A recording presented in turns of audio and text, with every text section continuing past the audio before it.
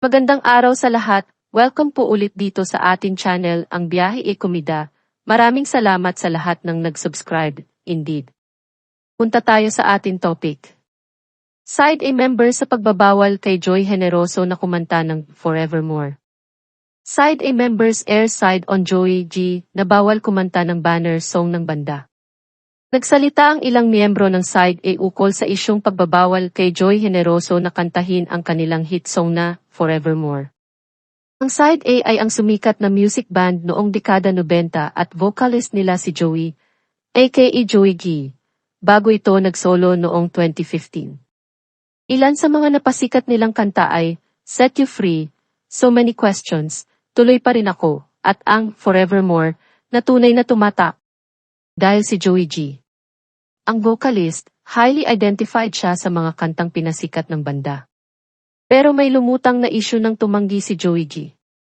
Nakantahin ang Forevermore sa isang US concert kasama si Noel Cabangon noon lamang October 2024. Hindi nasuway si Joey G. Nakantahin ang banner song na ito ng Side A kahit anong pilit sa kanya at ang ibinigay niyang dahilan ay pinagbawalan na siya. Naglabas ng saloobin ang ilang miyembro ng Side ay kaugnay ng issue sa isang recent press con para sa kanilang upcoming November 30 concert.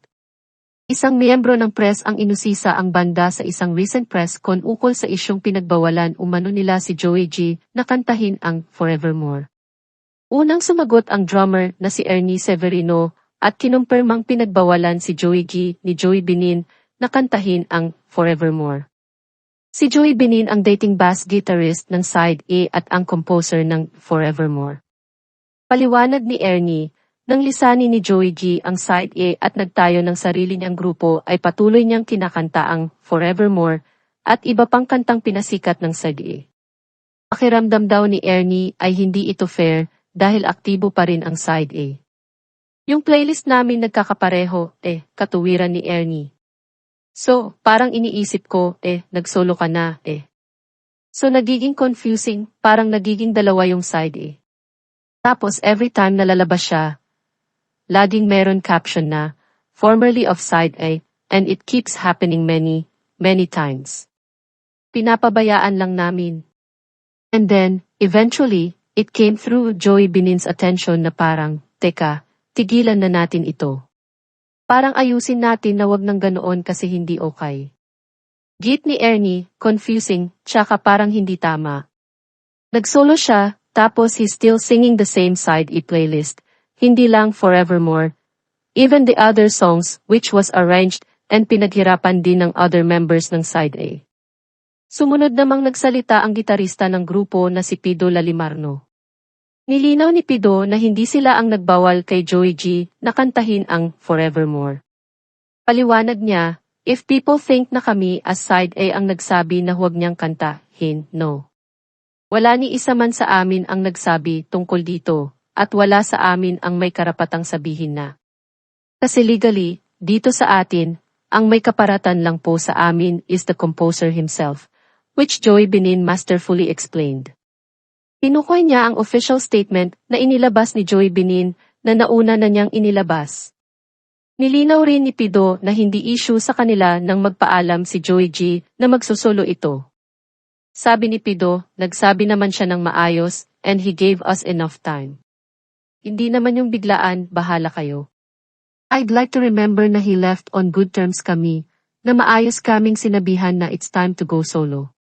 Kaugnay ng isyung ito, nauna nang naglabas ng isang mahabang official statement si Joey Binin. Dito ay sinabi niyang personal niyang hiniling kay Joey G na huwag nang kantahin ang Forevermore at iba pang kanta ng Side A. Nilinaw rin niyang maganda ang ugnayan at brotherhood nila ni Joey G.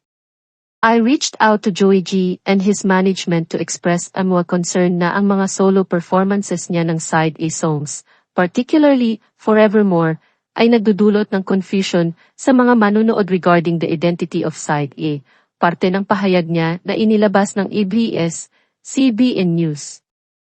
Kaya naman, kinausap ko siya at hinikayat siyang makipagtulungan sa ibang songwriters, makipagtulungan sa mga arrangers, para makatulong sa kanya in establishing his own identity.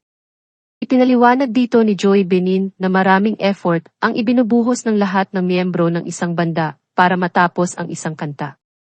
Ang point ko, ang naririnig ng mga tao ay finished product ng isang well-crafted song na ipinanganak dahil sa passion, dedication at sipag ng buong banda. Ang lead vocalist ay karaniwang nakakakuha ng maraming papuri. Ngunit iyon ay lubos na okay sa ating lahat, part yan ng pagiging kasama sa isang banda.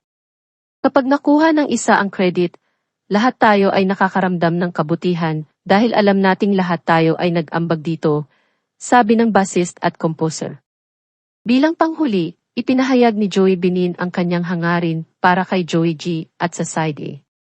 Una, sana magkaroon ng magandang solo career si Joey G na hindi makakaapekto sa Side A, ibig sabihin ay makikilala siyang may sariling kanta bilang Joey G at hindi kumakanta ng Side A songs. Pangalawa, na sina Joey G at Side A ay magkakaroon ng maayos na hindi pagkakaunawaan at magkasundo. Tatlo, na lahat ng miyembro ng Side A ay nasa isang entablado, balang araw na magtatanghal at lumilikha ng napakagandang musika na ipinagkaloob ng Diyos sa ating lahat. Sinabi rin ni Joey Benin sa kanyang pahayag na maaari pa ring kantahin ni Joey G ang Forevermore at iba pa nilang pinasikat na kanta kapag kasamang magpe-perform ang Side A. At yan ang atin latest showbiz chika update for today. Huwag kalimutan mag-subscribe, click the notification bell for more showbiz chika updates, like and share the video at pakisuportahan po ang atin Facebook page. Maraming salamat sa lahat ng nag-subscribe, indeed. Magandang buhay sa lahat, paalam.